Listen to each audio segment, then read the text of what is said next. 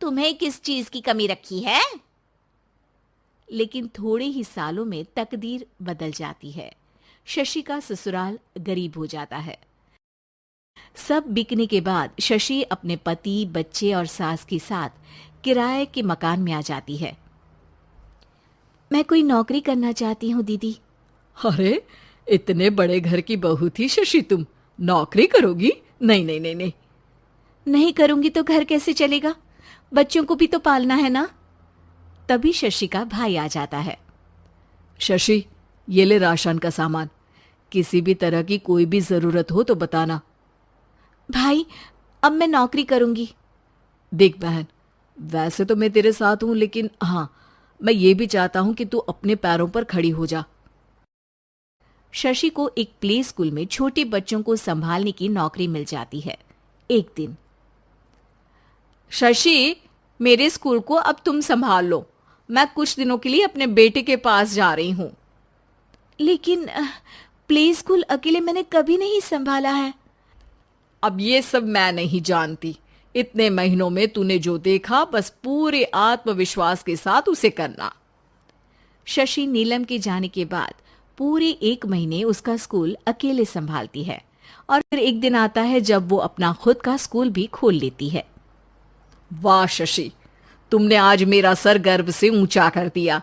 तुम्हारा यही आत्मविश्वास तुम्हें बहुत आगे ले जाएगा। नीलम, बहुत आगे जाने की चाह नहीं है। बस ये छोटा सा स्कूल मेरे बच्चों की अच्छी शिक्षा में मेरी मदद करे, यही मैं चाहती हूँ। शशि थोड़े थोड़े पैसों से ही अपना परिवार पाल रही थी। एक दिन उसके घर उसकी बड़ी ननद आती है। अरे भाभी, घर में कूलर तो लगा लेती। मेरी माँ को कैसे पंखे में लिटा रखा है। अरे तो शशि कौन सा एसी लगा कर सो रही है? वो भी तो यहीं रहती है ना मेरे पास। ज्यादा यहाँ आकर मेरी बहू को परेशान ना किया करो। हाँ हाँ, मुझे भी शौक नहीं है इस छोटे से घर में आने का।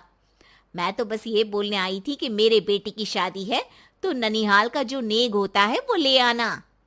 हाँ हाँ, जितना बनेगा कर देंगे, और ना हुआ ना तो वो भी नहीं करेंगे।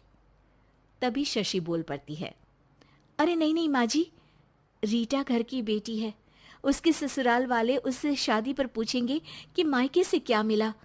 रीटा, तुम मुझे सामान की लिस्ट भेज देना। मैं पूरी कोशिश करूंगी कि तुम्हारी हर डिमांड को पूरा करें। अच्छा, मैं खाना लगाती हूँ। शशि ये बोलकर किचन में चली जाती है। धीरे धीरे कर शशि किसी न किसी तरह अपनी सारी ननदों की डिमांड भी पूरी करती, बच्चों की ख्वाहिशें भी, और उनकी पढ़ाई के लिए पैसे जोड़ती। एक दिन जब शशि का बेटा 12वीं पास करके आता है। माँ, अब तुझे काम करने की जरूरत नहीं है। मैं अब कोई ना कोई नौकरी करके पढ़ाई भी साथ कर लिया करूंगा। शशि को लगता है कि बेटा और आगे पढ़ाई करे, लेकिन वक्त की मार के कारण वो बेटे को काम के लिए हाँ कर देती है। अब बेटा एक बैंक में चपरासी बन जाता है। लड़का देखने में तो बड़ा अच्छा है, अंग्रेजी भी पटर पटर बोलता है, फिर चपरासी क्यों? लड़का सारी बात मैनेजर को बता देता है। अच्छा, तो मैं तुझे एक मौका देता हूँ। तू यहाँ रहकर दूसरे डिपार्टमेंट का भी काम सीख। अगर तू किसी एक का भी काम अच्छे से सीख गया तो मैं तुझे यहाँ टेबल चेयर में बैठने वाली नौकरी दे दूंगा। लेकिन एक दिन शशि की ननद उसे फोन करती है। अरे भाभी, देखो, मायका तो मेरा तुम लोगों से ही है। मैंने आपके बेटे और मेरे भतीजे प्रदीप के लिए यहाँ एक नौकरी देखी है। पूरे 5,000 मिलेंगे। वैसे करता ही क्या है, चपरासी ही तो है ना। कोई बात नहीं रीटा, मैं उसे इस शहर के बाहर नहीं भेजना चाहती हूँ। बाकी वो शाम को आएगा तो मैं पूछ लेती हूँ। वहीं प्रदीप मैनेजर की बात से खुश हो जाता है और मैनेजर के काम पर ही नजर रखने लगता है। वो उनकी तरह के पेपर पढ़ता, काम करता और आने वाले लोगों की बातें सुनता। एक दिन बैंक में ऑडिट वाले आते हैं। ये गलत है, पूरी बैलेंस शीट नहीं मिल रही है, कहीं ना कहीं गड़बड़ है। ए मैनेजर, क्या करते हो? बैंक के पैसों का हिसाब सही नहीं है।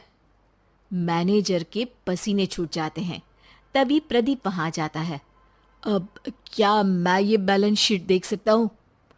अरे बेटा मजाक नहीं, जाओ पानी लेकर आओ एक गिलास।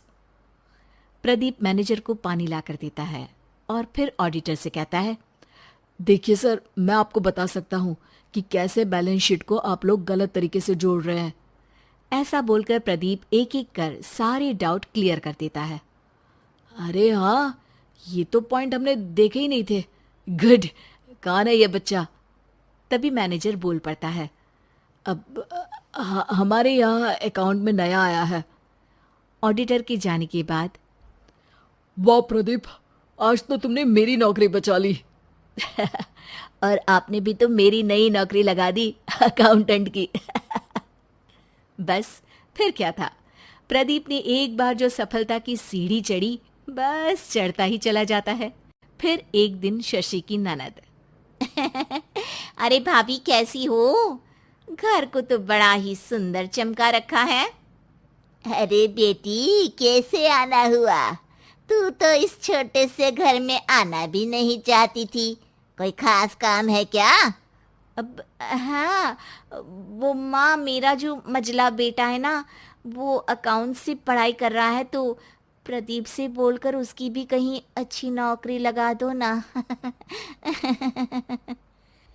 सास और शशि समझ जाते हैं कि कैसे पैसे आते ही लोगों के बात करने के तरीके से लेकर रिश्ते निभाने तक में बदलाव आ जाता है।